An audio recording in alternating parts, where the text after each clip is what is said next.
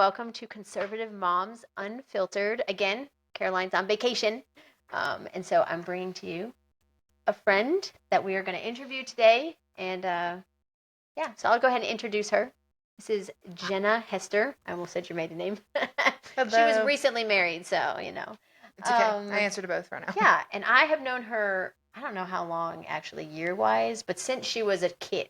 Yeah, it's been a long time. Yeah, since she's been a kid. I will like Travis and Awanas is what is like yeah, the timeline. That was sixth grade. I mean, you're like maybe younger 12, than that. Yeah. So a long, long time. So Yeah. I've watched her grow up. I have served in youth ministry where she also served. And so, yeah, I've just seen you grown up a long time. So I thought this would be a good one. Another mom interviewing someone that is not a mom. Is not a mom yet. Yet. Not a mom yet, newly married. But yeah. So anything you want to say about yourself? No. I mean, it's cool that like you've seen me grow up, but now we're like friends. Yes. You know what I mean? Like, that is kind of cool. Yeah. Yeah, I'm kind of old. Well, you're really not. I mean, I'm 30. So like. That feels weird. I know, but I'm not 18 years older than you? Yeah, but like I'm not like 21. True. You know what I'm saying? Like I'm not your kid's age. I think I still feel I'm not, like you are. I know. I think everyone thinks that. Yeah. Yeah, because I mean, you were in with all my kids while they're in youth ministry. So that's crazy. Yeah. That's crazy. So I thought today we would talk a little bit about culture. Okay. So you served in youth ministry, college ministry, your whole 20s, all your 20s and before. Yeah. And so I'm just curious. And you coach volleyball at the local high school. Yes. That's cool. So like in that range with culture, what is the current culture like to be a young adult? Like how are you viewing it? Or, I mean, I think it's different than it's ever been before in the sense that like right now, like if you're talking like, are you talking like teens to 20s? Yeah. I mean, I'm thinking Gen Z, which is age 13 to 28. Okay. So in there, yeah. So like, I think that they compared to, I guess, when you were there. Yeah. Millennial. Are you a millennial? I am a millennial. Oh yeah, because till 28. Yeah, I'm 30. You're right at the end. Yeah, I'm like the young millennials. Yes. So, thankfully not a Gen Zer. But I think that so culture right now is they all of a sudden have access to everything, like immediate gratification, immediate answers. Yeah. We can Google everything. And not just in the sense, like, I think as a millennial, I kind of had that too, but like, I didn't have a smartphone until I was like a senior in high school. Yeah. So like, you went through a lot of years. You had access to probably a family computer. Dial up, yeah. But you know what I'm saying? Like, you lived in White Pine. Yeah, I was a Southern gal. So our farm didn't have Wi-Fi, you know, and so we didn't have tap water either. But anyways, so like, you know, so I think that that's what I think we're seeing that we've never seen before. And we don't realize like if you asked Kinsey, your daughter, like she's probably doesn't remember a time that she couldn't just immediately find an answer to something. So like she couldn't immediately Google it or like whatever. Yeah, or pull up a picture. Yeah. As we were talking about earlier. Yeah. Like there's immediate gratification and like immediate answers and immediate, not always reliable answers, but like immediate something at their fingertips. Yeah. So who do you think they want us to see them as? How do you think that how am I trying to word this? That's a really loud helicopter coming over my house. Sounds like it's going to land on the roof. It's going to the hospital. It's going to the hospital, yeah. Well, how do you think it's like shaping them as people growing up? Like, how do you think it's going to affect them? Okay, I think I think they have no patience. I think they have like there's no desire to find an answer because they always immediately have them. How do you think it's affecting them in their communication? Because we kind of had this. Yeah. I think that like they don't know how to face communicate well. Yeah. I think they desire it. I think that's there, but I don't think they know how to, and I don't they think know how, and they don't know how to express themselves genuinely either, because everything is like. I recently learned the word romanticized. I know this came up. Kenzie brought this up, and I was like, I was in the same conversation when she learned it. She asked my mom. Side note: Kenzie, her daughter, is my intern. Yes. So that's how we. Yeah. So I was like, we know a lot about each other. Yeah. But yeah, she was talking like they were talking about things that are romanticized, and so now I like pay attention to that. When she first said it, I was just thinking like love, like in a dating, boyfriend, that, and I was like, I don't understand the question here. And then when she explained it, I was like, Oh, yeah. That's kind of weird. And it's kind of like where you make your life look amazing just by a picture, little tiny things that you do that just makes your life seem amazing, even though it's just a little snippet. And not that it's not amazing, but just like, well, and it almost looks effortless too. I think that was the best way to explain that's it. true. For That's like, a good way. Yeah. like for example, Kinsey, we were working VBS, and Kinsey like could have worn what I wore, which was a t-shirt and shorts and like tennis shoes. Yes. But Kinsey still wore those things, but then like had a cute necklace or a cute bracelet, and like it just looked, took it up a notch. Yeah, it was just a little bit more intentional, the Yeah. little things.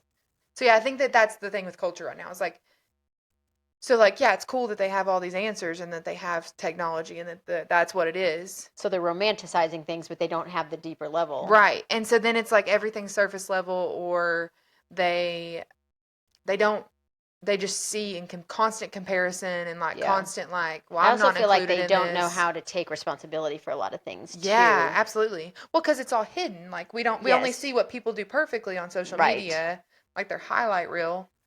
So then when we mess up, we've never watched somebody take care of a mess up or like correct themselves or whatever. No. Yeah, we're us Gen Xers, man. We just are like, we messed up.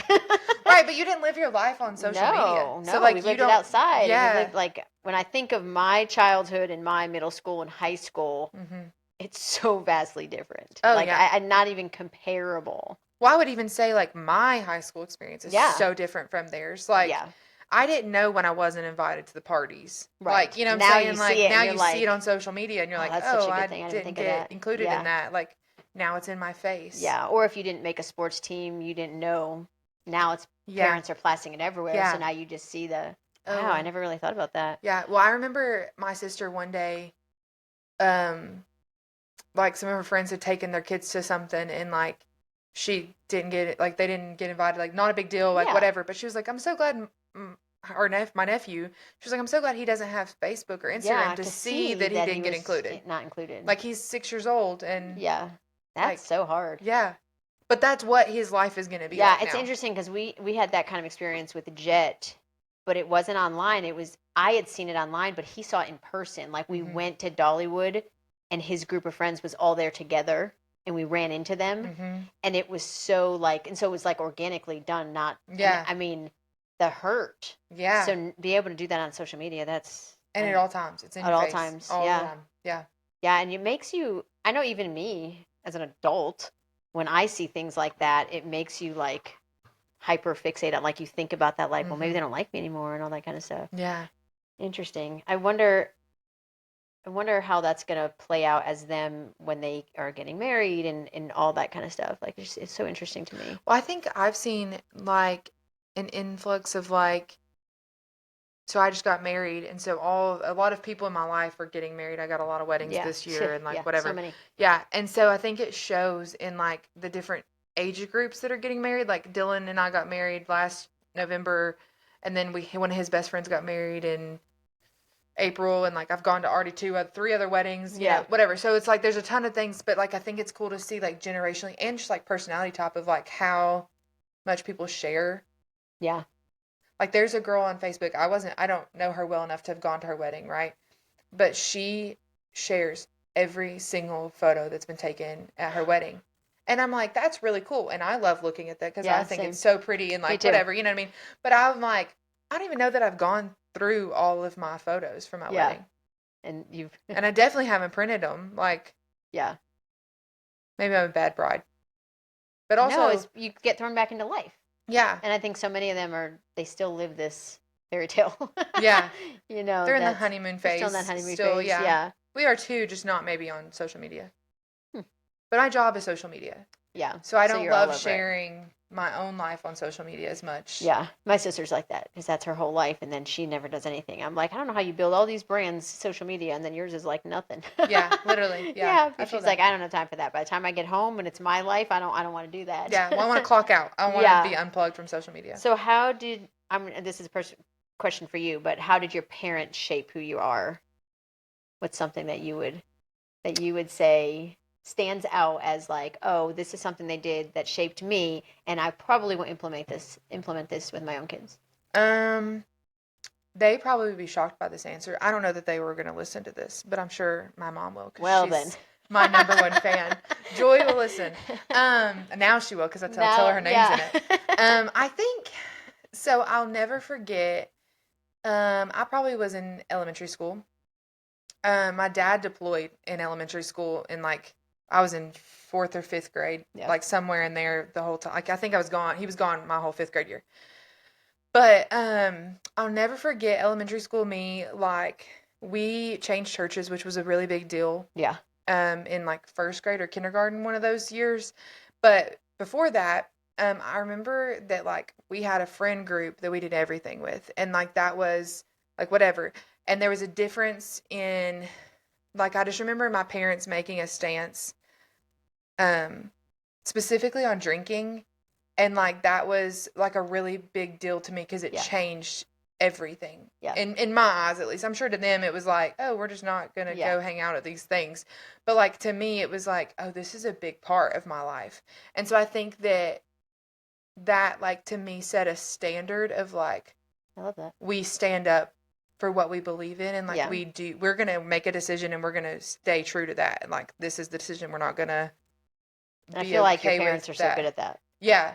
They're really loyal people. Yeah, and it's really cool to like, so I think I remember that being like a thing that was like, okay, I can stand up. Important. Like that, this is important, regardless of your stance on drinking or whatever. But right. like that's not the point of the story. Yeah. But the point of the story is that like they made a stand. Yeah. And I just remember being like, oh, they even were like willing to give up those close friendships, or like, oh, they even kind of like took a step back from that like side of things socially or whatever. And they're different, and like it was a conviction that they had about something. And so like now, and I'm sure there were like, it's tenfold. Like I didn't get to see the adult decisions that were made behind the, whatever, but like you probably didn't even see the hurt that it did cause your parents. Yeah, no, and seriously, how hard it was. Yeah. Because they were your parents. Yeah. They did, you know, they made it out to be. And now as an adult, I'm like, it had to be hard, man. Yeah, seriously, because like even like in moments where I'm like, oh, I don't agree with that, and I'm like, okay, but I'm gonna quietly not talk to them, like, and just sit in the corner, or like whatever, you know. Yeah. Yeah. Oh. And adult friendships are really hard, and so I can't imagine. I know. I always see that meme where it says, "Let's talk about that Jesus had 12 disciples that followed him everywhere," and I'm always like, "Yeah, I don't have 12 friends. I'm lucky. I have 3 that like me." Yeah, I have 6. I'm just kidding. No, literally, like your wedding shows, like, oh, I only have this many or whatever, you know. But no, seriously though, like, so I think that's the thing is like, I think their loyalty and they're like willing to stand up for truth and goodness and like, in other scenarios your parents too. were Christians when you were born, like you were born into a Christian home. So that's just always been your life and culture. Very like Southern white picket fence. Like mom, dad, a sister, and dog. And like you know what I mean. So horses, living the dream. Military. Military. You didn't have to travel though, right? No, Dad was National Guard, so like we stayed here, and then he traveled. went. That's better than. Yeah. Interesting. All right, so if we're still talking on culture, and the kids and all that, where do you think we are as a culture in faith? Because I feel like I've seen a lot of shift with a lot of people coming, knowing, like believing in God. Coming, I think of people like Russell Brand. I was gonna say Crow, and I'm like, that's not who I want. Russell Brand, even Jelly Roll, so many big names that like have come to God, but also like, did they like? It's not the same as you and I would consider coming to God, as far as like where we are in our Christian walk. Sanctification. Yes, but where do you think as a culture we are right now? Yeah, I think it's in the. I'm thinking in the realm of where you're working, 13 to 28 years, like that. I think that there's like a heightened desire for direction in kids' lives, because I think, or in students or young adults, whatever you want to call them, especially if they have like a bad relationship with their parents. I'm not saying their parents are bad, but maybe not like a strong relationship with their parents. And even if they have a strong relationship with their parents, they're looking for that from them. Something. Like they're looking for that. So I think that like culturally right now, their desire for opinions and like that kind of thing. Like I know one of the questions that we are prepared for is like asking about politics, like the church and politics and that kind of thing. And so like I think like I see in students that they are desiring for someone to explain things to them. I think a lot, when I think of this age group of students, they were raised by millennial parents. And most millennial parents were raised by boomers that it was like you don't talk about those things with other people. Mm-hmm. So they grew up in homes that it was never talked about. Like their parents talked about it amongst themselves, but it wasn't talked about through all the millennials. So by the time millennials are raising kids, they have no opinion on anything because they're just like, we're just living life. Or they're like overcompensating for not talking about things. Exactly. Yeah. So, it's just interesting when you think of that age. And now they're all kind of seeking, like, we need direction here, and no one's showing us this direction. What do we do? Well, and I think that's where it's like confusing too, of like, okay, so, and like, who do they trust to give them direction to? That's terrifying. Like, is it your teacher? Is it your peers? Coach, your peers, your TikTok? Like, what is it? Well, they're going to latch on someone. Yeah. So. Well, and I think like, okay, like we're literally making a podcast right now. Like, who would have told you 10 years ago that you would have really cared about podcasts? Yeah, no one. I would like, not have, I would not have. No. Like, the amount of times I've had to drive to Johnson City and back for school, go Bucks. But, like, that would have been a time that I could have listened to a whole podcast. You know what I'm saying? Yeah. And so now I'm like, how silly. Like, why did I not try to waste all that time. Yeah, literally. Like, and so, but like, that's the thing. Like, I think people are constantly wanting to actually hear. Yes. I read this thing, and I've talked about it a few times, not on the podcast, but I read this thing where I was looking at, there's like a huge surge of people coming to God, but also coming specifically to the Catholic Church. Yeah. And they were saying that we live in this on-demand world, and that age group is like ping-ponging constantly. They never focus on anything. There's never a time where they just stop and chill, and they're being and even when they go to church, a lot of churches are a party, are a concert, are an object lesson, a game, like all this crazy stuff that's like, it's too much, and their minds just want to like chill. And so going back to the old church, like the Catholic Church, where it's just tradition and it's beauty and it's just calm and it's very regimented.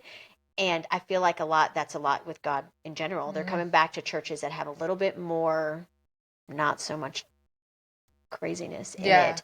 I think our church fits that very well. Yeah. But I think it's true. I think they're so used to on-demand ping-ponging with social media and all the things. They're tired. Their brains are tired. Yeah, this week I was told that there's like an oversaturation of the like churches. Yeah. Like the community churches. Not taking the Baptist name, not taking the I don't know what those are called, like the the core, denominations, the core denominations. Yeah, They're like, and like the little like what we see is like monotonous, but like what they see is like, oh, we're trying to be different. Yeah. And I don't know if that's a good thing. Yeah, I think there's a bad thing. I think there's a place for it. Yeah, I don't think it's a bad thing. I think that's because it's overly saturated. Yeah. There's like a desire for the other. Yeah. But I think people are looking for. I think you're going to find the fun and the party and the whatever. And I'm all for that. Me I think too. Yeah. But you also have to balance it with that deep connection and really get to the heart of things. Yeah. And I don't know. I'm just curious for that. I think there's I think there's a lot of students looking, like you said, the Catholic drive to that. I think that they're looking for a black and white answer. I agree. And I think they're looking for like tradition and roots and like that, where they're not seeing that in other things. Right. And I think my next question, we're talking about the disconnect between biblical truth and cultural truths. And I think they're trying to find truth, and whether they pick the cultural truth or the biblical, like. Yeah. Or like a really, really terrible progressive hybrid. Oh, which is awful. Yeah. Yeah. We're seeing a lot of that. Yeah. A lot of even that. in like church denominations that you wouldn't typically see that in. Oh yeah. I've watched a few podcasts, and like they'll come on like Lecrae, and I'm just like, oh, what? No, that's not right. What are we doing? That's not right. And you would think that I'm rusty on him, so I don't really know what he's. I'm rusty. Like I haven't listened. I just saw him recently on. He was on. What's that guy's name? The pastor that Justin Bieber sat under. I don't care for him. Furnick, maybe? No. You're thinking of Stephen Furtick, but no, it's the guy in New York. Yeah. I see. Real hip. Carl Lentz was one of his pastors. Maybe. I think it was one of those. Okay. And just the things that he said, I was just like, man, you're so close. But you are gone progressive to where you're missing it. You're missing this thing. I'm not saying that you won't draw people to God. Right. But then you're one step short. Yeah. I think that So one time I was really struggling with like trying to decide, this is really silly, but I was trying to decide if like judgment houses were good. Yeah. Like I was like, are those just like scaring people out of I mean, I hell think or we like, need or what are we some. doing, you know? And so I just remember, and so this is like a really basic example Yeah. for like a bigger picture, but I remember the girl who interned when I was in high school, Katie. Yeah. She was like, I think we're trying to fight like this like God of liberalism versus God of judgment, and like God's actually not calling us to either thing, and Yeah. like he's somewhere in the middle of like both of those, and he's like equally both, but we can't wrap our minds around it well. Like, and so That's she all was right. like, so you got to stop like being mad at the judgment house, like, you know what I'm saying? Like they're proclaiming, they're showing the gospel, they're like they're doing their doing it, job. yeah, Yeah. yeah, and like yeah, that's there's It's not, gonna help some people, and other yeah, people are gonna be scared to death. yeah, exactly, and maybe rightfully so, Yeah. but like, so then she was like, but on the flip side, like we can't just scream like only God is love, like Yeah. you know what I mean? Like No. that's what's going on in the world right That's what's now, going on. and so like That's the cultural norm. yeah, and so Yeah. it's like, yes, God is love, Yeah. but God is equally God of judgment, and Yeah. so like you know, they're both kind of scary lines to walk It on. really is. Is there anything that gives you hope with this generation? Oh, absolutely. Well, I have hope because of Jesus, For sure. but I have hope because I see Jesus in them. Yeah. You know, and that's cool because like I just got to be in the wedding of one of my really good friends who was my student. So like so I was her Sunday school teacher for 4 years, and then like she was my intern in college, and like I see that in every decision she made for her wedding, like the Lord was glorified in. Yeah. And like down to like she wanted to make sure the dresses were modest, and like she wanted to have a picture of the groom and the pastor walking together, because that's an image of Jesus in the church, and I like love what marriage that. is. I know, it was so cool. And I was like, I would have never known this. Like, Never what are we thought of doing? that. Yeah, you just got married. Yeah, Just I know. dang I'm like, it. dang it, I didn't think of that, you know. But like, you know what I'm saying? And like, Yeah. so it's just a cool thing of like, I have hope in the generation, you know, not just because of that. I have hope in, my nephew just got baptized, ironically, the day after that wedding.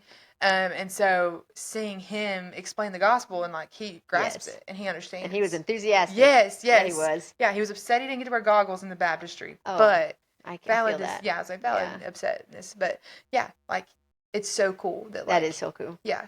And I mean, I work in youth ministry every single Wednesday night, and I mean, I love those kids. Yeah. I used to be scared of youth.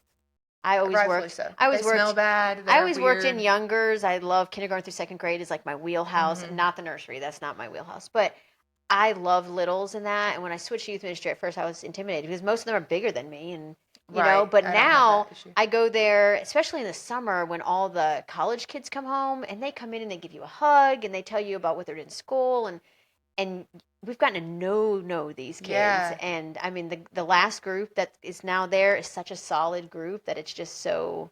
Yeah. It is so It's been hopeful. cool for me, like this week specifically, I got to have some really funny conversations of like memories of stuff. Yes.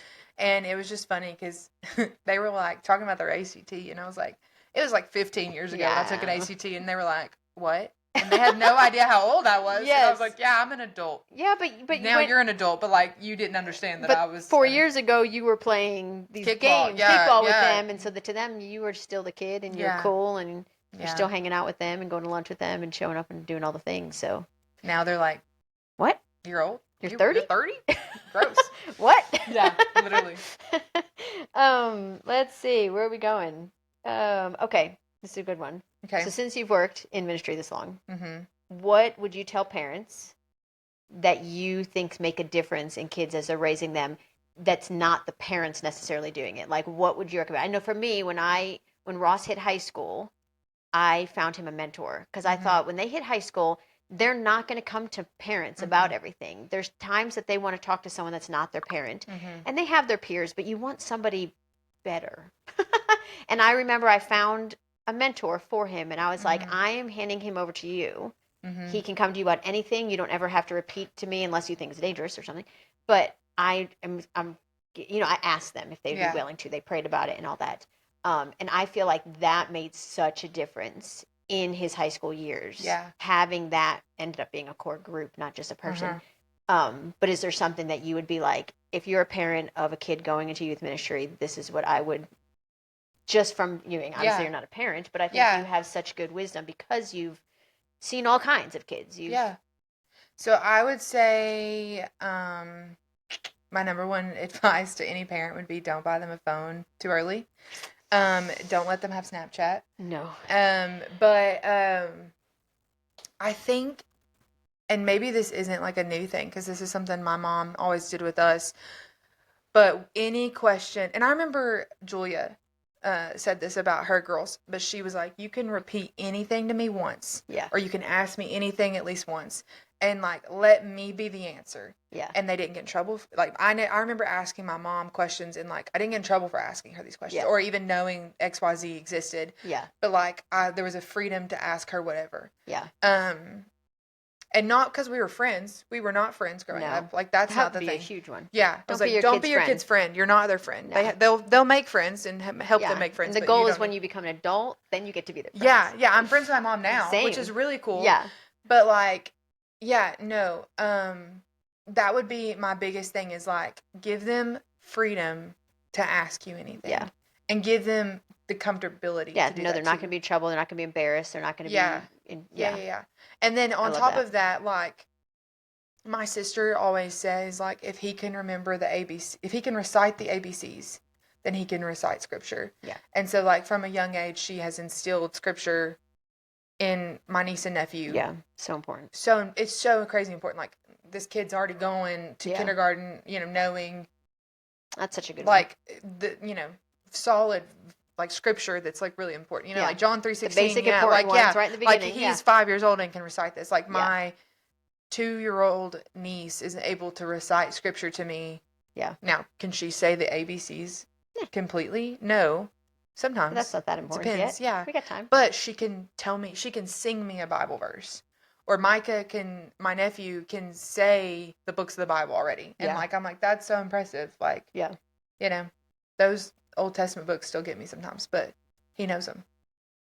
So I think those would be my things. I think though, finding someone to disciple your kids that you trust is huge. Yeah, I feel like you did that for a lot of kids, whether parents asked or not. Maybe the kid just asked. Yeah, but I think that's something that's like your wheelhouse. You've done that well. Thank you. And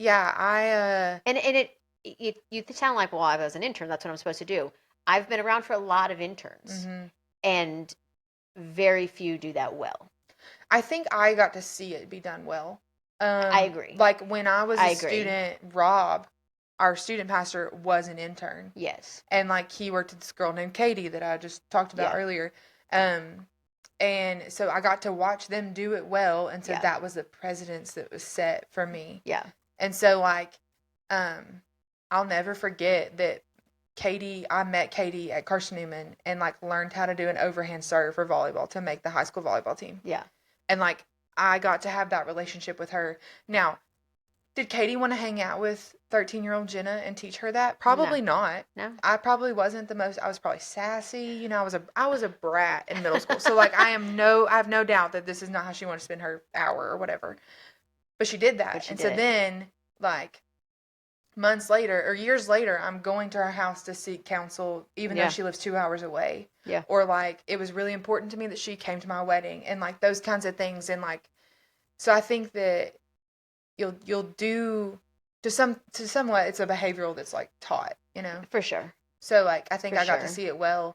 And so then it like poured out of that. Yeah. And I feel like the girls that you trained to take over did that well. We have a few, Katie, Madison, they do that well. Yeah. They have lunch with girls. They text them and that, so I do think that is such a key thing if you're going to work in youth ministry, that you need to be willing to have those hard conversations. Yeah. Because if they come to you with a hard conversation, and we've had some doozies where you're just like, I do not know where I'm going with this, but we are going in. We're diving in the deep end, even though I'm not necessarily qualified for this, but we're going to figure it out. Yeah. So. Yeah. I have vocationally technically been in ministry since I was 16. That's crazy. Yeah. I don't think many people could say that. No. I bet you there's pastors that can't say that. Yeah. That's probably. Crazy. But, yeah. But like, it's crazy that like in those first few years, the first 2 years, I was like a paid nursery worker. So I don't know that you would even get to count that one really. Hey, that's a ministry. But yeah, it's a ministry I'm not getting involved in. As an adult, it's one that I'm like, ugh. I love babies. I just don't Not a lot of them though. No, and I don't want to do other. No, I'm tired. Yeah. Yeah, they're exhausting. So I just remember like doing that and getting to see the fundamentals there, and then like knowing, hey, they did this when they were a kid, and so then like when I was in college, I interned with our youth group, and then also did some like internships with the North American Mission Board and like all that stuff, and like worked at a summer camp, and then like came back and worked at First Baptist. But I think that like in all of those things, the consistent thing in all the different jobs that I had, like the gospel obviously doesn't change, right? So like, but I think that people do. So like, if you're not willing to like adapt or like, you know what I'm saying? Like there were some parents that like, whoa, you're really scary, or like, whoa, I should not have said that. Like, whoa, you know what I mean? Or whatever. And just like, I think that adapting to those people was like the most difficult part of all of it. Well, and I think a lot of times when their kids are moving from children's ministry to youth ministry, they don't know how to have a hands-off approach now. Yeah. In children's ministry, it's very hands-on. They get to be at everything their kid wants to. When you send your kid to youth ministry, if you want your kid to thrive, you really need to back off and let them thrive and make those decisions and make those choices and have peers and all that. Yeah. Well, you've got to allow them to take ownership of their spiritual life in high school when you're still overseeing their life instead of in college when you're not, and then they go off the deep end or whatever. It's a lot. Parents, good luck with that. Been there, done that. We'll see. Jet will be my telltale if I did it well or not. That's funny. I want to go to talk about health things, but I think, okay, sorry. No, this is not on the sheet of paper. But I think, though, too, there's also a level of, like, it's on your kids, too. Like, you can pave the way, and you can do everything right. Yeah, and give them all the resources, have all the people discipling them, and all that stuff. But I think that, like, it's not, at the end, it's not on you if you did it wrong. No. Like, I don't think it's, and I mean, there are people that have done it wrong. Adult kids, once they're an adult, and I say this to Travis all the time, because he'll be like, but I don't like that they're doing this. And I'm like, but they're an adult. Mm-hmm. We don't get a say anymore. They have the truth in them. Mm-hmm. They know, we've taught them, we've done all the things. They have the word of God. They've memorized scripture till they were blue in the face. Mm-hmm. It's in there, but now it's on them to make those choices. I no longer have to answer for them. Yeah. They have to answer for themselves. Which is, I think, probably seeing my parents parent adult children now, I think that that's probably like the hardest thing. It is. I give me the toddlers any day. All the moms with the littles, you think this is tough? No. It's physically exhausting to have toddlers. I understand that. But it is emotionally exhausting to have adult children because you want to step in and you want to fix it for them, be their voice of reason, tell them they can't do that. No, we don't like that, and you can't. Mm-hmm. I mean, you can, but you'll ruin that relationship. Yeah. You've got to be their friend now. You have to be their friend now and let them come to you for what they need. Yeah. And that's hard. Yeah. It's tiring. Yeah, I'm sure. It's tiring. Yeah. And if you have those high school, middle schoolers, where I'm not a parent right now, and I'm like, those high school, middle schoolers, they want to come in at 10:45 and sit on your bed and talk for hours. Yeah. Yeah. If you're not there yet, good luck. You think like, oh, mine won't do that. I'm telling you, they all do it. Yeah. And I think it's cool though too. Like I think that's so. I think other parents, like I would tell them, to ask the ones that have done it before you. Yeah. Like talk to, like I think like. Now, like, I seek counsel, like, although we're friends, like, I would definitely be like, hey, how did you handle this situation with your baby or whatever, not that I have one yet, but, like, when I do, like, Yeah, and I think that's so wise for parents that have kids going into youth ministry to seek out the parents that have already put their kids through youth ministry, especially if it's the youth ministry your kids are going to. Yeah. So. Sorry, that was. No, you're good. I love that. I was going to go to health, but I kind of want to switch to politics for a second because I want to kind of tie it in. Okay. And we'll talk about health later. Do you think it's important for Christians to be in politics? Dun, dun, and what does that look like for that age group? If they're good at being in politics. No, I'm just kidding. So I recently had a church tell me that they did not feel that they should vocalize anything about politics. Like, they were like, we do not, like, we won't hire people. This would fire me up. I know. They will not hire people that talk about politics. They won't really pursue. Yeah, they will never talk about it from the pulpit, like, nothing like that. Now, do I think there's, like, a hard line? Yes. I think there is. Yeah, I was like, I would say that. I would agree. I think that we can't, like, we worship Jesus, not a political figure. Right. And so, like, we can't, but I would say that even about, like, a theologian. Like, I would say, like, you know, we're not worshiping this random theological mindset or whatever. Right. Like, we're worshiping the Lord. Right. So I would definitely say, yes, it's so important for Christians to be active in politics. And I think that, and I can say this because, I married a guy who did not care about politics at all until we started dating, and I, like, had to ask him a ton of questions. But I think that, like, I think we're doing a disservice if we're not infiltrating every aspect of everything. So that means the public school system. That means politics. That means medical system. Medical system. That means our local government. That means all those things. Yeah. I think if we're not, like, being a Christian is first and foremost the most important thing about your life, right? And so I think that if that is how you shape all your decision making, then it should also shape, like, what you influence and how you influence it. Yeah, and there's such a disconnect there. I feel like and I know the last 4 years has been exhausting, so I know why a lot of people step back. Like, I cannot. This is too much. But in regards to our kids, when you're not involved, and involved doesn't mean you have to run for office. Involved just means you vote. Involved means you have conversations at the dinner table about current events that are happening and making sure everyone knows where we stand biblically on these issues. Yeah. Well, and I think if you don't, I think this goes back to the whole, like, parenting advice. Like, if you don't tell them, someone else will. And so, if you're not helping that be centered around the word, or centered then the around liberal teacher that wants to make sure everyone's like them is going to be the influence. Or just a book they read, or a meme they see on Instagram, or whatever. Or a justice protest that they're like, oh, but we're supposed to love people. Yeah, God loves everyone. God loves everyone, so we should, and He does. But, like, let's talk about that. Like, let's break that down. What does that actually look like? Yeah. Did you care about politics growing up? Yeah. Like, was that anything? So ironically, I didn't know if you were going to say this or not. I grew up in a household that definitely talked about politics, but did not always, like, in my family, extended family, we were not always considered conservative, like Republican or whatever. I feel like that's changed so much over the last 10 years. That's what my mom was like, if you talk about this, you need to emphasize that, like, politics. We always say that the current Republicans were the old school Democrats. Yeah. Like Dixiecrats or whatever. But and the current Democrats are just crazy. It's like it's just shifted so much. You know, the Republicans now, the conservative Republicans now are the anti-war and all the things that way back, you know, Bernie Sanders in his prime would have been spouting. Yeah. So it's just interesting. Yeah. So I'll never forget that I guess also being a military family, that matters. Makes a big difference. Yeah, like, I knew more about George Bush than I think most first graders would have known about. You know what I'm saying? Yeah.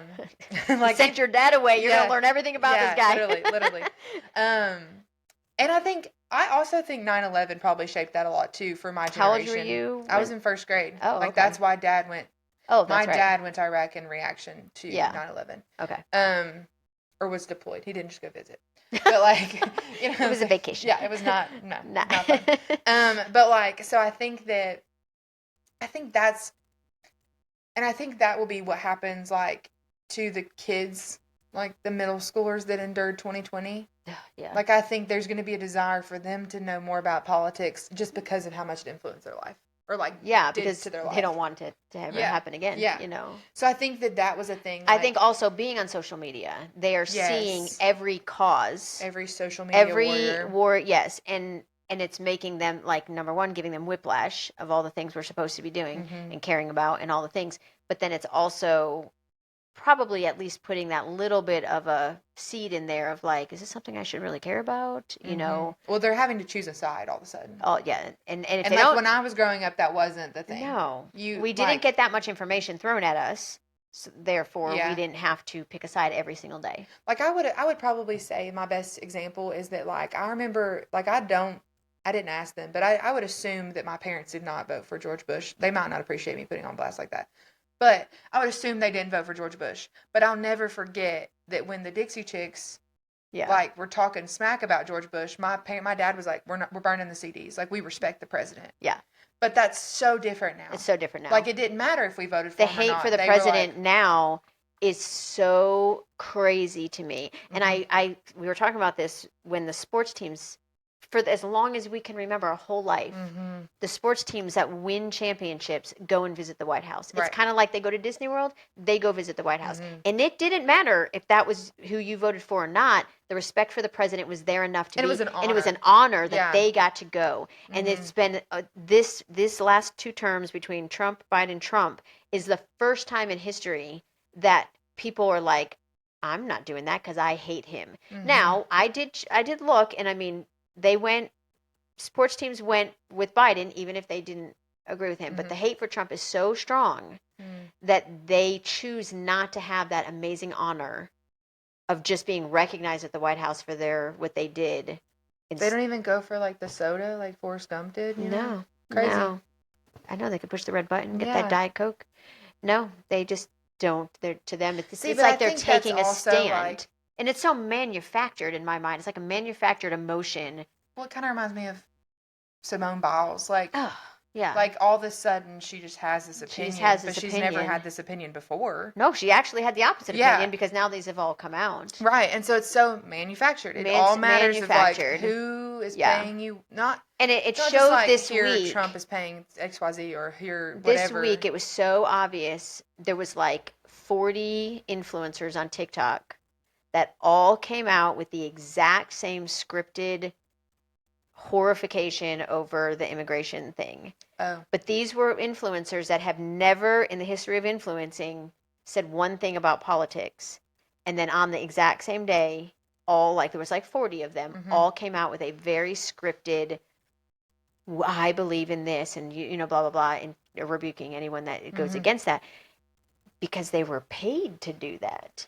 Oh. They were literally offered a deal if you say this, and in their mind they're like, oh, yeah, I'll make that money to say this, you know. And it's so manufactured. So then that leads to another issue with this generation is like, who do they trust? Because I'm like, obviously, I'm in the thick of this. I know that's manufactured. I only had to see it from 2 of them. I didn't even know this existed. I only had to see 2 of them, and I'm like, nah, wait a minute. Yeah. There's no way. They said the exact same things. These are 2 influencers that have never said anything about politics. Yeah. Blah, blah. And then all I had to do is do a quick little search, and I found 40 that did that. But how do they know? They're not in the thick of politics. They're not in any of that. They're not paying attention. That mainstream media is crap. They're believing these people. And they are believing them because this is an influencer that they trust because, you know, they sold them lip gloss that makes their lips plump. You know what I mean? Like, so they have so therefore that goes back to why should the church be involved in politics? Because they can discern. Because, like, if they're looking for someone they trust. Yeah. Which is another thing of, like, church people need to be able to be trusted. Yeah. Right? And they have to build that relationship and, like, have that spot with them. But I think that, like, that's why it's so important for the church or for Christians or for believers or whatever to have a stance on politics. Yeah. Because if they don't, they'll seek it from these, like, these fake people on social media. Justice warriors that are spouting things, and they tend to, on all these justice things that are out right now, they always be like, well, if you're a real Christian, if you love Jesus, they always use that to manipulate. It's just emotional manipulation to make you then feel bad again, that, oh, I do love Jesus, maybe I am supposed to, you know, and it's just, there's no backing, there's no, like, truth telling there. Yeah. It's just, if you're not trying to start strife, why wouldn't you? Yeah. Whatever. Yeah. No, I say start the strife. Bring bullying back. I mean, I think, though, like... I just don't think that... I think of Jesus went into the churches and flipped the tables. Yeah, I think to wake we're people up and be like, that's not a thing. Well, I mean, we talked about before we started recording, like, people are not afraid of God anymore. No. And, like, they don't fear his power or his... And, like... And I think that goes back to, like, that shows in other things, too, is we don't respect authority. Yeah. So why would we respect God if that's the ultimate authority? You know what I'm saying? I just have such a fear of God. I went through an experience a long time ago, And that's what I always came back to. And I'm like, you're going to let lies go through and not stand up for truth because you're scared of money not coming in or people walking out of the church or that over the fear of God. I'm going to fear God way more that he is going to like squash the, whatever versus someone that might badmouth you on Facebook. You know what I mean? Like, what? Well, I think that's been And that something is cool missing. to have peace about, though, too, in situations. Is I'm like, I'm so thankful you have to answer for the Lord for this. Yeah. Like, And that's not me. terrifying. That's terrifying. I would But not. it's not, I didn't do the I just wrong always thing. go back to that. Like, man, you're going to have to meet your maker with that information. Yeah. Good luck with that. Yeah. I don't want to be that. I don't want to be you. Yeah. I don't want to have anything like that. Not that we don't sin or that, but. Right. But there's got to be reconciliation and forgiveness, apologies, yeah, all that kind of stuff. Yeah. I don't know. Well, so yes, Christians get involved in politics. You don't have to run for office, although there are some openings coming up. And you don't even have to say. I think you don't have to be vocal even about it. And I think also though too, like I think that people think that getting involved in politics means that you need to wear a Trump T-shirt on behind the podium at Sunday. Like that's not what we're saying. I think I'm not. I think that I was like me neither. But like I think that that's what it comes down to is like having the hard conversations of like why is immigration a big deal right now? Right, Why and I is teach abortion I a teach big my deal? kids. We are a one issue voter. And it's abortion and sanctity of life. And that's what I vote on. And if it comes down to the two candidates both believe in that, then we move on to other things. But that's the hill I'm dying on. That's the hill I'm dying on. That is the hill I'm dying on. Now, am I going to say that our candidates are perfect at that? No. But I'm going to pick the lesser of them if that's my only option. And so I think that that's a great thing to teach your kids. Yeah. Because they don't have to dig into every single one of their policies. They got to look for one. Yeah. And then you go to family unit. Who's going to support the family unit, the God-given family unit? Yeah. And who's more qualified for the job? I think that's a huge thing too. For sure. After you get through those, then you start working on all those details of things that are important to you. I think it matters too. Like, is this person a bad person?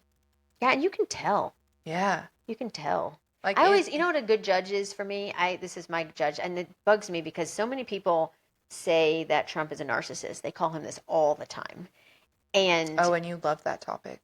I am an expert. I should have a degree in this topic. But I always go to their family, and I look at how their family treats them. How the family... And does the family back them? Back them? What does that look like? And let's just take the last few presidents. If you look at Trump, I have never seen a family rally behind someone. All of them, even ex-wives, still show up at events and support him. His ex-wives did? Yes. That's so funny. They are like hardcore. Better women than I would be. Yeah, but I'm just thinking like, you're going to see Riff somewhere. Yeah. And we don't. Yeah. We don't have any. He is the family backing. You can go to any of his family social media, and I think they genuinely love him to no end. The grandkids, all that. Support the cause. Yeah. Let's move to Biden. The stepdaughter, man, she crazy. Like, the family unit is very disjointed. Hunter, like, disjointed. There's not a lot. How did I forget about Hunter Biden? There's not. It's a mess. Yeah. Like, the family unit is a mess. You go to Obama. We don't really know anything about Obama's family other than the girls. And I was reading this week about one of them, and I was like, oh. So I just think that's such a good way to look at somebody as, are they a good person? Is look at their family unit and just be like, what does the family look like? Yeah. Because, I mean, I think you can find somebody that's like an amazing, but if their family is a mess, most likely they're just putting on a show for you. They're not amazing. And I've done some diving. I can't find a Trump family member that does not like him. That's cool. I would have never thought. But my whole point in saying that about narcissists is that you will not find a true narcissist whose family actually backs them. Now, they'll be scared to death of them, but when they are able to, they will break off and there will be no communication and it'll be gone. And so I'm like, you can say a lot of things about Trump. I'm not saying he doesn't love himself, but he's not clinically a narcissist. There's no way. There's just no way based on his family unit. That's cool. Yeah. I respect it. I think that I think that also comes down. So I think the hardest thing to pick about politics is like local politics. Yeah.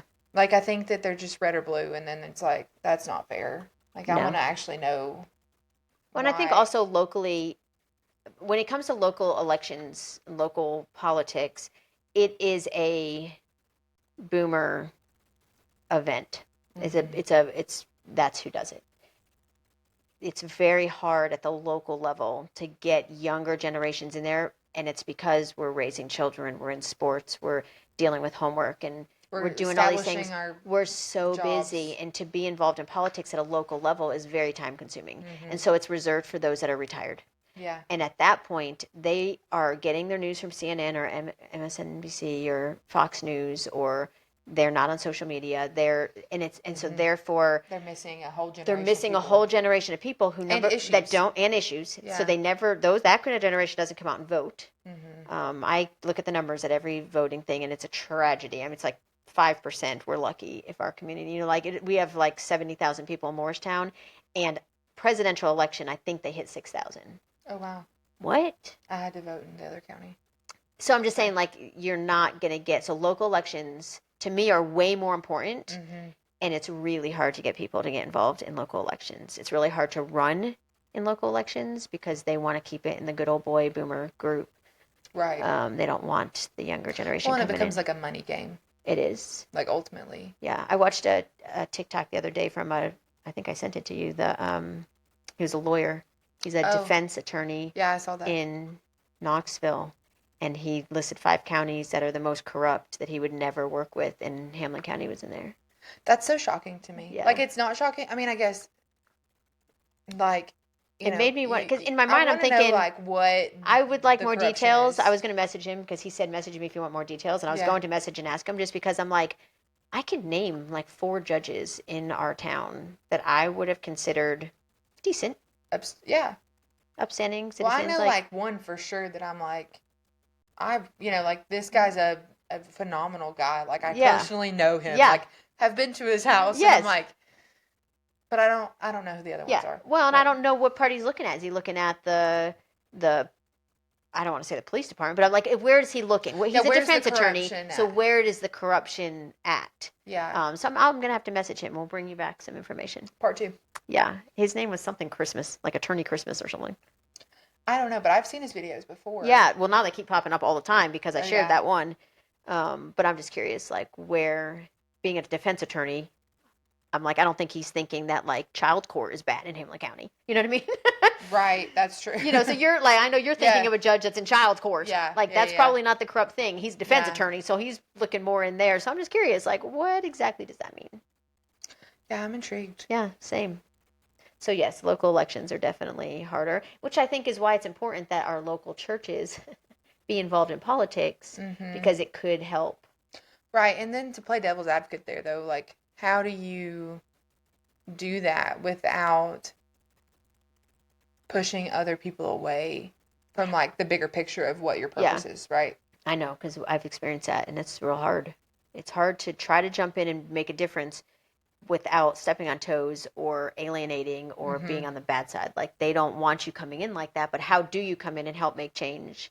I feel like I've thought about this a lot, and I was like, I feel like you have to, like, start going to the meetings, but then just offering information of, like, hey, one of my pet peeves with local is they're always like, Bill Lee hung the moon. They think Bill Lee is amazing because he has prayer breakfasts. And I'm like, I can give you 10 reasons why Bill Lee's the absolute worst. But they don't see that because that's not on the news. Right. They only see that he has prayer breakfasts. And well, it's like I go to Cookout and I think it's cute that they have a Bible verse on their bag. And you would be like, yeah, but look at this rubber cheese you're eating. Yeah. You know what I'm saying? But exactly. I'm like, but look, they have a cute Bible verse on their bag. Yeah. Yeah. So you know what I'm saying? Like, but how do you, so how do you make change in your local government without stepping on their toes, but kind of, because they're never going to watch a podcast or watch Joe Rogan or they're missing out. Or look at, like, things that Bill Lee is doing that are bad, because in them they don't, like, he had 3 meetings with Bill Gates. To me, that is a massive red flag, and I'm never going to vote for him. Like, why are you meeting with Bill Gates? They don't look at it like that. To them, they're like, oh, well, he's just meeting with him. But why? So I don't know. I don't know how you do that, but I think it's just important that we I remember that, like, I heard someone say that, like, this family specifically stopped going to a church because, like, the pastor backed someone else that was opposing their relative or something like that.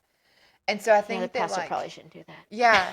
Yeah. But I mean, unless it comes down to, like, Democrat, Republican, then maybe. But I think that's where it comes down to, like, it's hard in a local. It's a hard issue. And I think that we've got to talk about the issues. And so then it doesn't come to that moment of, like, right before the election that you're backing one person versus the other. Yeah. I think it's like, no, we need to be taught, like, why abortion is a big deal, or why I think also it's protecting the family is a big deal. Yes, it's hard at a local level because when you're electing people that may be running on a Democratic ticket or Republican ticket, they probably both go to church with you. And there's no abortion issue that's going to come up in your local election. Yeah. So therefore, it's like, well, they're both great, whatever. Okay, but how do we value the education system in our county? Exactly. Like, that's the kind of stuff we got to start talking So then about. you have to get deeper with people, because then it's like, well, I can't be a one-issue voter. I mean, I can, because I'm just be like, I'm never going to vote for a Democrat, period, because that whole party is, whatever. But you're getting money from the Democratic Party who's also doing this, so you're out. But it becomes a lot harder. Yeah. It becomes a lot harder. And also at a local level, I think they just changed this, but you didn't have to clarify what you were. Yes. You can run. It was undisclosed. Yeah, but you can run, like, you can run as an independent, whatever, but there's certain ones in local elections, especially here, that it's undisclosed. Oh, yeah. So you're like just running, like that. and you don't know if they're what side they are. You just have to know them as a person. You creep on their Facebook, reach out to family members, and be like, so what can you tell me? I remember someone was running, and I remember your sister was like, you do not want to vote for him. He's not a good dude. She, like, messaged me.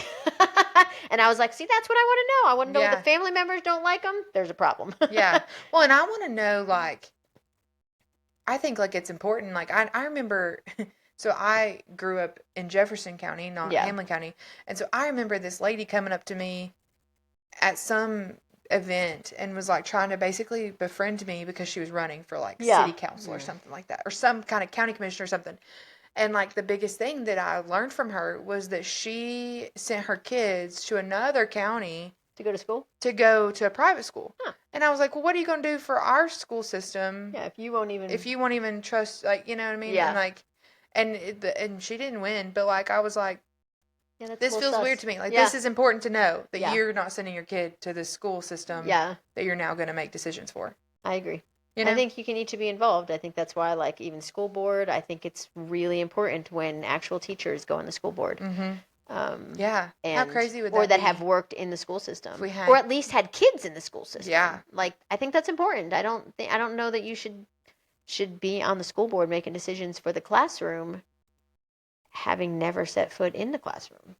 I mean, maybe. I think also too, though, like, I know we were talking about, like, the stewardship committee at our church, and I was like, we were kind of, like, trying to think of, like, who was on it, and they're all, like, financial people, and my sister was like, I think it'd be really cool just to see people who are, like, good stewards of their own money. Yeah. Or, like, just like, we love the Lord, I love this church, I want to help steward that, you know what I mean? Yeah. And, like, that kind of thing. Some so I common think maybe sense. like, maybe the criteria there should be, obviously, like, things that you're qualified for, but, like, I think there could be, like, people who care about the school system because they've had kids come through it or whatever, Yeah, I'm not saying it has to be that, but I just think it's, like, it's a little... There's got to be something. There's got to be a reason I'm wanting to vote you into this. Yes, yeah, but if you're, 70, have nothing to do with the school system, don't have kids in the school system, like... Never did or never whatever. did. Like, why are you running for school board? Yeah. Is this just accolades? Because I don't know that you're the best person. There needs to be a mix, at least, if nothing else. Yeah. I agree.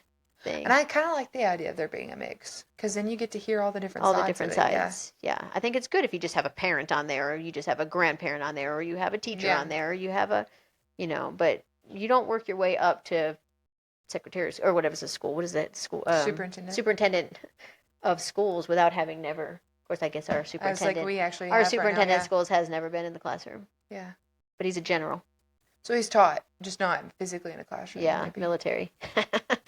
Well, His job isn't to teach, though. His job is to organize logistically. Yeah. That's true. And he sends out very detailed emails. Oh, does he? Yeah, with stories. He tells stories, always. He always opens it with a really good hook of a story. Oh, that's fun. Yeah, I kind of like it, actually. because by the time I'm done with the story, I like really like him. So then whatever he says, even if I don't like that, I'm like, well, the story was real good. Yeah. I heard, like, I had some really good impressions with him, with the situation he, like, handled with some students. And I think that, like, the cool thing was, like, in the beginning of the situation, he was like, let me tell you a story. And, like, he told them a story, but it was, like, about his kids. About his own. His, Yeah. like, parenting. And that's how he does all his emails. Yeah. And I just think it's so cool that, like, he doesn't try to pretend that he was a teacher in a classroom or a coach or whatever. But he's like, well, I don't have experience in that, but I have experience in this. And, like, this is what, you know. And I don't have any dog in that fight, so I can't complain. I actually like him as a superintendent of school. Same. I know that there's a lot that do not like because they don't think it was fair that he got the job. They want a good old boy, whatever. He's never been in the classroom, all that kind of stuff. But I mean, I like all the decisions he's made for the school system and stuff. So I'm probably I'm probably uneducated on this situation, but I would agree. Same. That I think that he's done a good job. But and I think our current school board is halfway decent. I like half of them. I'm going to be honest. It would take me a minute to think of who they all are. Yeah, there's a couple that I think need to go. They just have done their time, and I'm thankful for their time, but they need to move off. Just because I just think it's more of an accolade thing at this point. It's not a actual want to make change.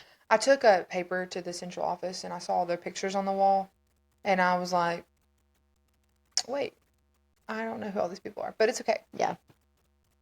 I think it's important, though. Yeah, I think it's important. I think it's important.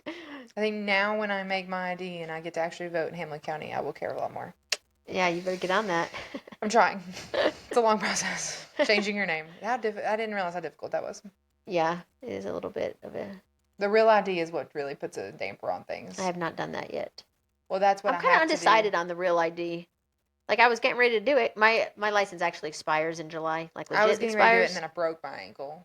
Oh, and literally. I am flying in July, but I have a passport, so I'm not super worried about it. Mm-hmm. But I don't know. I keep seeing all these things about how Real ID is actually owned by another company, like not a government thing. It's like I'm like, do I really need this? I have a passport.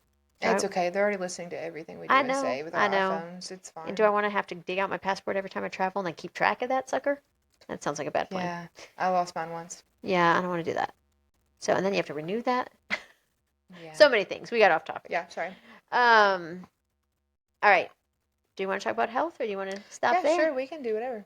All right. Is it too long? No, we're right at an hour. Right at an hour. No, we can add this in. It doesn't have to be very long. Sure. We're going to talk about health, obviously. I am her healthy friend. My crunchy friend. My crunchy friend. Anytime she has a health question, I'm your girl. Yes. Not that she's going to listen to me, but she's always curious at least what I'm going to say. And you just got married. We talked about this. And so we've had a lot of talk about health with marriage and natural cycles, all that kind of stuff. Birth control. Dun, dun, dun. Yeah. But even immune things. We've talked about vaccines. So many things. So how, over all these years, how do you think you'll do it different than even your parents did it, or what you thought beforehand with your kids? Or even yourself? Yeah, I would think, I think regardless of, I think medical decisions in 1995 when I was born are so different than now. Yeah, I'm not judging parents. Because our parents did the best they could at their time with what they had. Yeah. So I think 2020 is really what opened most of Americans' We didn't have eyes. access to all that information. Yeah. I think, I don't know. I think that it's going to be... I feel like what I've seen from you guys is you're questioning more. Even if you're not going to make the crunchy decision, or that you're going to do it, whatever, you're questioning more of what, like for example, we talked about looking at the newborn shot, shots that they take or whatever. And the fact that my infant baby would come out and need a hepatitis shot, you're going to have to take a lot of work to prove that one to me. Yeah, that's no. Little things like that. Or I don't know. I think we all know the COVID shot sketchiness. Yeah. Well, even I think of Katie messaged me and she's like, "What do we think about the tetanus shot?" Like, so every single That was me. thing, I was talking to her about that. every single thing that comes up, now you're questioning it like, wait a minute. Well, now I'm not necessarily saying I'm not doing tetanus, it. not just tetanus. This is It's now not. Tdap. It's Tdap. Yeah. Yeah. So now it's like, oh, there's actually 4 vaccines. 4 in there. Yeah. And I haven't been around cow manure. Like, oh, this is concerning. What are we doing? Yeah. Exactly. So I think that that's what I love seeing with all of you that have been getting married is that you've questioned things so much more. It's just not like, well, this is what I'm told to do, so this is what I'm doing. It got really dark in here all of a sudden. It did. I think it's a cloud. Yeah. And that's always been what I've advocated for is just ask the questions. You don't have to do it, but ask the questions and get the information and then make your own educated decision. Don't just rely on too, like Dylan, my husband's really passionate about like finding people we trust to give you information too. Yeah. I have a really good friend who her husband is an ER doctor. Yeah. And so bless his heart, he probably did not know what he was signing up for. But like I quite literally like there was a time when I was hospitalized post COVID vaccine. I got hospitalized. And so that's a whole nother injured. Yeah, I was like, that's a whole nother podcast and CDC records and everything. But the thing about it is like I think that he did not realize that I was going to ask him all the questions, but now I have, and like I'm like literally I broke my ankle and I was like calling her on my way to the hospital. I was like, hey, is he working? And she was like, yeah, what's wrong? And I was like, oh, I just broke my ankle. I'm on my way to the hospital. And she was like, oh my gosh. But I think finding people that you trust to give you information or I think like common sense kind of stuff too is like really big deal. Like that's lacking though. Yeah. But like I don't get it. Like I don't. Yeah, you can't tell me that like all these things are necessary. Yeah.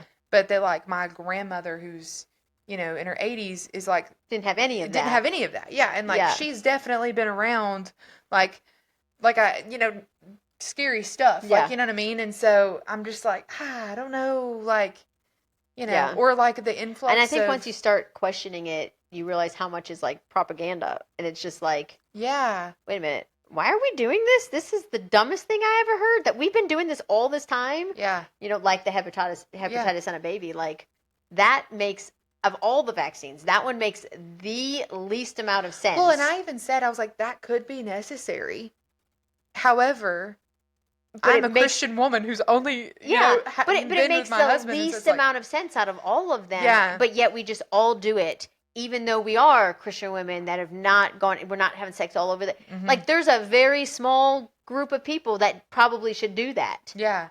But the majority of them, it should be an option. Like, hey, are you sleeping around? Do you think this is necessary for your baby? And you can be like, no. I'm not doing that, and you're fine. Or why is a tetanus shot required or suggested when you're pregnant? Yeah, or like, what is the point of that? Yeah, and like, do you think you're going to use a dirty knife on me when I have to deliver the baby? And the tetanus shot, I was watching a doctor, and she was asking him, and he's like, it's not helpful. It's not helpful after the fact. They give it to you. You have to have it before. Yeah, you would have to have it before. Oh, that's funny. And it would have to be a rusty thing with cow manure on it to even get tetanus. Right, which could have been a thing in the 1800s, but like in 2025, when I go sit at UT Hospital and deliver my baby, it's not. Yeah. Or like Ross got hit in the mouth on the lake, and they're like, he has to have a tetanus shot, and I'm like, no. Yeah. Or Travis cut his finger on the lawnmower blade and had to have like stitches in that, and they're like, he needs a tetanus. I'm like, no, he doesn't. Number one, it's not going to work. He would have had to already have it. Yeah. And there's no cow manure, and there's no rusty net. Well, like, what? I literally asked. And they know this, but yet they still make us have it. Yeah, I broke my ankle in February falling downstairs. Rusty, old, gross stairs, right? And they were like, we think you should have a tetanus shot. And I was like, okay, in my mind, rusty, gross stairs, tetanus makes sense. But then they brought it out, and they were like, okay, we're going to give you a Tdap. Is that what it's called? DTaP. DTaP. Yeah. Okay, so I was like... Diphtheria, tetanus. Yeah, that's it. Okay, I was like... Pertussis. So I was like, wait, I thought I was getting a tetanus shot. And I was like, stupid. And I was like... No, because they changed it. But they were like... They changed it. Yeah. It used to just be a tetanus shot. And then like in 2015, and I was like, they combined it. Yeah, I was like, I want to know more. And so I asked questions. And like... my sweet nurse. She's very nice, and she like answered all my questions, like whatever. But like you just, I don't know. I think that's the thing is like people don't ask They questions. don't ask questions, so they would have been just taken that, and that's what And happened to to be that. fair, I would have been on drugs, and like I was in the moment, was on pain Yeah. medicine, and You can't make an yeah, educated decision. So yeah, think of all the people that went to the hospital during 2020 when no one was allowed to go with them. How many right, poor decisions they made because when you have to have somebody with you advocating for you when yeah, you are there because between trauma, stress, adrenaline, right. sick. Just to like go to the bathroom. Yeah. Literally, my mom was like, she needs to go to the bathroom, like. Yeah. And like my mom helped, you know, Yeah. that was a thing. Like my husband helped me and like whatever. But that's People not just not like an advocate in the sense that you're being treated poorly, but like an advocate in the sense that like you yeah. need someone to help voice what's Right. going on, you know? And when you know the little kid that died from the measles that started the whole measles situation, in like Texas or whatever. yes, Yeah. she died of. They say she died of measles. She died because her shots weren't up to date, and they gave her DTaP. They Oh. gave her that vaccine while sick in the hospital, So now her and body's fighting that too. and so she died. They blamed it on she died of the measles, but she didn't die of the measles. She died of you giving her a vaccine that she, number one, it's against the law to give it to. You cannot have a fever, you cannot be sick or nothing when you get vaccines. Oh, that's You got to scary. be healthy. You definitely don't do it when they're in the hospital sick Look as a at dog. me, healthy in February. Yeah. So it's just like you got to ask questions. I think that's the biggest thing. It's like if that's what I made put on this earth is to convince people to ask questions. Yeah. You know, when they say you need to be on birth control because you have heavy periods, no, you ask those questions. Yeah. Like you find out, no, what's actually but wrong with my why body and why why am I do doing I this? have heavy periods? I don't Yeah. want to just mask them. I want to know what's causing it because Yeah. this is not normal. It might be common, but it's not normal. Yeah. I fear for the generation that like I think my generation was the Everybody got put on. Band-Aid situation. They got hit 12, they started their period, they immediately put them on. Mm-hmm. Birth control. You're on birth control. And now these kids have been on birth control for 10 years. They don't know how to be themselves or what they are. And then they're probably marrying people that they shouldn't be marrying and all things. Well, and just making really crazy decisions. Yeah. While this is and most of the time they do birth control and antidepressants. They combine them. That's terrifying. Yeah. Yeah. And most times, and nobody asks any questions. They're just. I just think that there are worse things in life than your teenage daughter having acne. Agree. Like it makes them a stronger person. It really does. It does. And also, like maybe we should discuss why they're having acne. Yeah.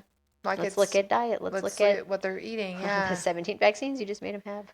Let's look at the 10 pounds of makeup you're letting them wear. Yeah. You know what I mean? Or the sweat. I know, like I coach sports, and so I'm like, you know, it's hot in a gym or like whatever, and you're running, and like that's gonna speed up all of that. You know? Yeah. I think that. I think that's a crazy thing. I think that's probably where it starts though in girls is that like we didn't ask any questions. It's just what's normal. Yeah. And I was told, speaking of birth control, I went before I got married to get like established with an OBGYN. Yeah. And she like told me that I was going to get cervical cancer because I had not been on birth control before. And I even called like my friends I called my friend Hannah to PA, and like I was like, hey, is this a thing? Am I gonna get cancer? Like, what am I doing? Like, what in the world? And I was like emotional. I was crying because I was like, this was already a terrible experience, and then on top of it, now I think I'm getting cancer, and it was silly. But that's the thing is like people don't question that. They do not. I'm sure many people just hear that woman say that, do what she tells them. 100%, and they're like, well, they're the experts. They're a doctor. They're a doctor that's practicing medicine. Just remember that. I went to a dermatologist the other day, and he was like, oh, it was like a wart, and it was like HP, and he's like, well, that's HPV, and I was like, oh, like the commercials, and he's like, what? And I was like, the commercials for HPV. He goes, oh, for like uterine cancer, and I was like, yeah, and he said, well, HPV has 250 strains, so yes, HPV, there's a strain that causes uterine cancer, but then there's also a strain that causes like warts or a virus in your body that does other things, and he's like, but I am going to say that you should most definitely get that vaccine. And if you have daughters, they should get that vaccine. It's very important. Well. And I was just like, okay. Like, I didn't say it because I thought, I'm not going to go into a big long lecture with the 80-year-old dermatologist here. I'm just going to have you freeze off this thing on my face, and I'm going. But thanks. Yeah. But I'm just like, why would you even say that? Like, he just decided, he's like, while I'm here and I'm an expert, I'm going to make sure you know about this. I think something in maybe it's my old age, that I'm learning that the like just because someone's title is something doesn't mean that they've Doesn't earned mean that title nope. or that they should have that Nope. title or that their words weigh more. No, I agree. You know, I agree. and I think that's in I think any that sense. when I was like in my 20s, early 30s, that's something I struggled with because I did not go to college, so I don't have a degree. And I always struggled with the fact that, like, why would anyone listen to me? Or I'm a nobody. I don't have this degree. These people all have these degrees, so therefore they're the experts.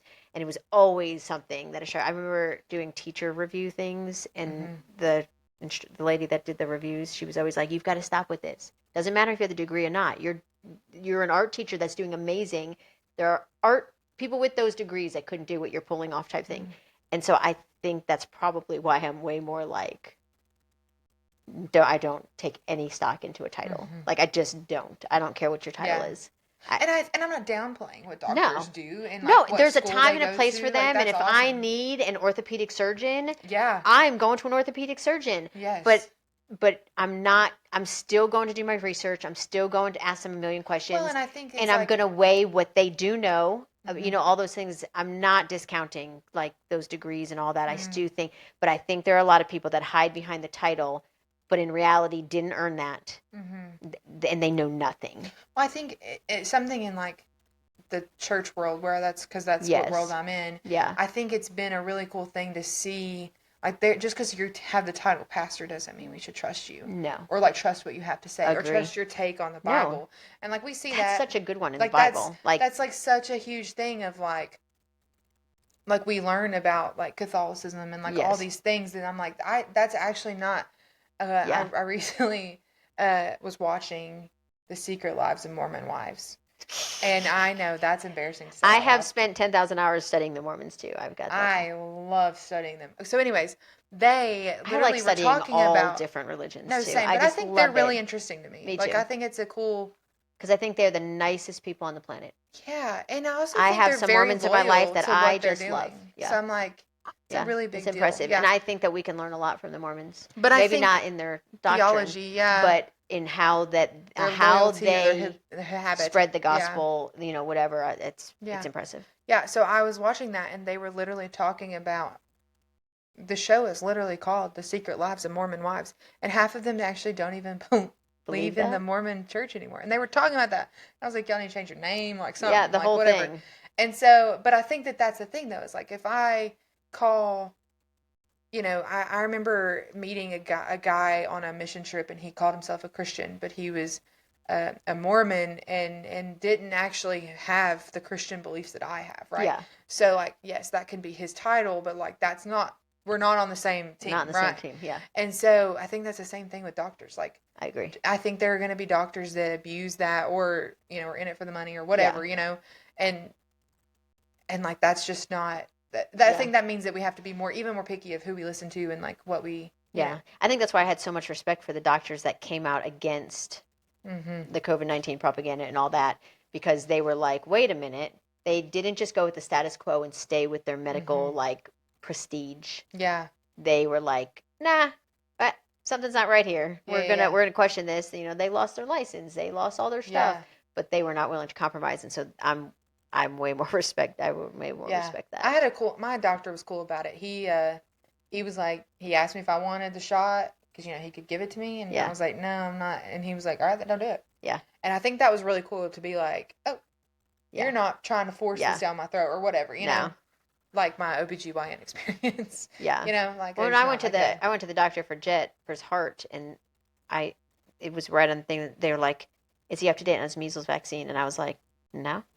And they're like, well, you need to tell us if he doesn't have it because we might have to do masks, we might have to implement stuff. And I was like, all of a sudden now he has measles. And I was like, well, no. You can put a mask on. You're gonna look silly. I was like, you're gonna look dumb. I'm not putting a mask on, but we're not doing anything. We are here for a what is it called? Ultrasound of his heart. We're not here for the measles. So I don't know why you're asking me this. You know, it's just like craziness. Yeah. Craziness. So. But you can twist anything. You can twist scripture, and that's what's so scary. Like you can twist. That's so true. I always love that Pastor Dean is always like, you go to the Bible and find this. And I've learned that this year. You know, this year has really been my year of like, which I mean, I'm really old, and I've been a Christian my whole life. I know the Bible. I've all the stuff, but like, I've had lots of debates with someone that's Catholic. And so it's forced me Mm-hmm. to like I will know a verse, but then they'll come back with something and I'm like, wait a minute, I don't think that's right, and have to really deep dive into context matters. The context of it and figure that out. And it's just made me appreciate so much more of the text or whatever. And in Sunday school, we do that. We are going through Matthew, or we're going through all the Gospels. Oh, cool. I don't think we get 3 verses a week. We're never going to get there. That's the plan was to start in January and hit the resurrection on Easter. Like, you know? Oh, yeah. That would have been cool. We're not even near there yet. Not even near that yet. Because every week we do 3, maybe 4 verses, and we spend the entire hour dissecting every word on the thing. And I'm like, I love this. That's awesome. That's so cool. And, you know, it's going to make us all experts, at least in Matthew, Mark, Luke, and John. That's funny. We already did. I feel like once you get to Mark, you're gonna be like, we've heard this story. Yeah, again. Mike Jet was looking at my Bible, and he was like, "You have so much written in here." I was like, "I know." He's like, "Can I have your Bible when you die?" And I was like, first of all, rude, but second but of also all, kind of beautiful. Yeah, well, I had already put in my Amazon cart to buy 3, no 2. I only need 2 because then there's mine, and I was gonna transfer every single thing into all 3. Oh, that's so cool. that they all end up with one of my Bibles, not just one of them have to fight over my. Maybe only Jet wants it. I don't know. That's cool. But there's so much written in there from all these things I've learned from between Pastor Dean and my Sunday school teacher and all the peoples. That's cool. Yeah, that's cool. I find Rob quotes in my Bible all the time. I never get to really sit under Rob because I'm usually right cleaning up food and dinner and all the things. So I hardly ever get to sit under Rob. I don't anymore, obviously, but so I probably have no Rob. I might. I know I have some Abide in there, which was probably more you, but yeah, I don't know. I think that's cool though. I don't know what question we were on. I don't either. We just went off. No, it's fine. I mean, we could probably wrap it up. I think we asked all the questions here. Yeah, I think the biggest thing I think for our generation is like the rebellion against what their parents chose. So I think like people I've grown up with, they're like, oh, but I want to be different than them. And I think probably every generation. Yeah, to some extent. Which it cycles a little bit. But I think it's a cool thing that I can like say that like I want to be like my parents. Yeah. And like I want to raise kids like they did and like do things. Like there are I can totally say that. There are obviously things that I would be like, I don't want to do that. But that changes with culture. Right, yes, exactly. Yeah. And so I think though that that's a cool thing of like, and what a blessing it is that like you're raised in a house or like whatever. You know? I think that makes such a difference when you are raised in a Christian home too. Mm-hmm. You know, because I would say the same thing. I've raised my kids like I was raised. Yeah. With obviously a few variations. Mm-hmm. I'm not my mom's way harder than I probably was, but I think that is such a legacy. Yeah. That they pass down. Yeah. For sure. Which is cool. Yeah. Thanks to our moms. Yeah. Seriously. Shout out. Joy's niece. Yeah. Well, I guess we'll wrap it up. I think that was good. Yeah. We don't have a problem yapping. No, we do not. I think we yapped for an hour before we started. Yeah, so literally, we've been here for a while. We've been here for a while. Funny. We've been here for a long while. It's almost 4:00. Oh, yeah, because you came, I got here like 1. That's funny. That's all right. It's all right. So, hope you enjoyed it, and we'll catch you on the next episode.